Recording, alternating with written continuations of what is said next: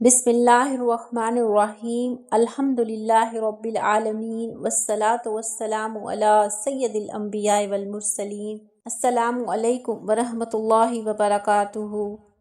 جب مومن کے مرنے کا وقت قریب آتا ہے تو ملک الموت فرشتوں کی جماعت کے ساتھ اس کے پاس آتا ہے، جن کے چہرے آفتاب کی طرح چمکتے ہیں۔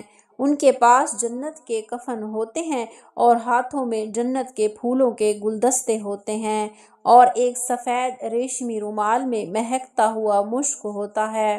ملک الموت اس کے سرانے بیٹھ جاتا ہے اور فرشتے اس کو چاروں طرف سے گھیر لیتے ہیں، اور یہ مشک والا رومال اس کی تھوڑی کے نیچے رکھتے ہیں، اور جنت کا دروازہ اس کی نگاہ کے سامنے کھول دیتے ہیں۔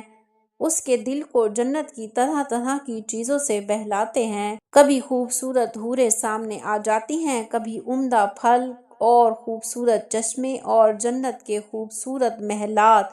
غرض یہ کہ جنت کی خوبصورت مناظر دیکھ کر مومن کی روح بدن سے نکلنے کے لیے بے قرار ہوتی ہے۔ ملک الموت اس مومن سے بڑی نرمی سے بات کرتا ہے۔ موت کی تکلیف بہت سخت ہے۔ حضرت عمرو بن عاص رضی اللہ تعالیٰ نے اپنے بیٹے کو سکرات موت کے وقت موت کی تکلیف بیان کرتے ہوئے فرمایا: بیٹا، اس وقت میری حالت یہ ہے کہ میرا ایک پہلو دوسرے میں جکڑا ہوا ہے۔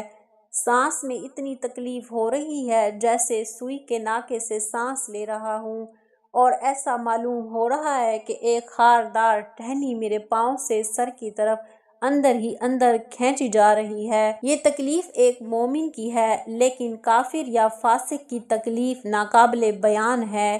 جب روح نکلتی ہے تو فرشتے اس کو سلام کرتے ہیں اور جنت میں داخل ہونے کی بشارت دیتے ہیں، جیسا کہ قرآن پاک میں ارشاد ہوتا ہے: جن کی جان فرشتے ایسی حالت میں قبض کرتے ہیں کہ وہ پاک ہوتے ہیں تو فرشتے کہتے ہیں تم پر سلامتی ہو، سبحان اللہ۔ مومن کی جان نکلنے کے بعد زمین کے وہ حصے رونا شروع کر دیتے ہیں جہاں یہ مومن بیٹھ کر اللہ تعالیٰ کی عبادت کیا کرتا تھا، اور آسمان کے وہ حصے بھی گریہ زاری کرتے ہیں جہاں سے اس نیک بندے کا رزق اترتا تھا اور اس کے نیک اعمال اوپر چڑھتے تھے۔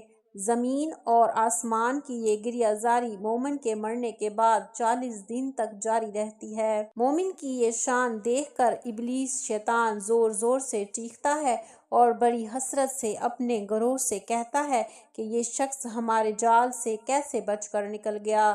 ابلیس کا گروہ کہتا ہے یہ معصوم تھا، اس لیے یہ ہمارے فریب میں نہیں آیا۔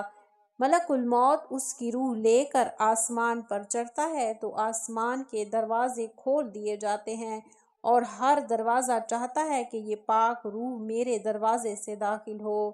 حضرت جبرائیل علیہ السلام 70,000 فرشتوں کی جماعت کے ساتھ اس روح کا استقبال کرتے ہیں۔